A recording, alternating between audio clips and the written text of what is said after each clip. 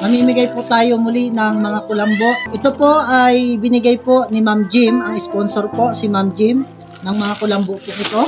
Marami pong salamat po kay Ma'am Jim sa inyo pong binigay na pambili po ng kulambo. At ito po ay malaking tulong sa bawat pamilya na makakatanggap dahil ito po ay mahalaga po sa amin. Kaya pagpalain po ang aming pong mabait na sponsor.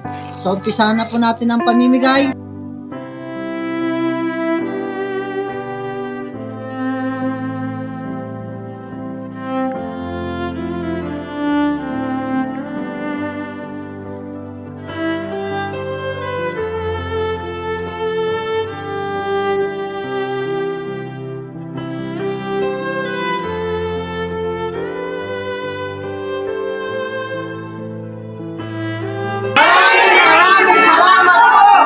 Sadyang kay buti ng ating Panginoon, magtatapat sa habang panahon. Maraming salamat sa Panginoon.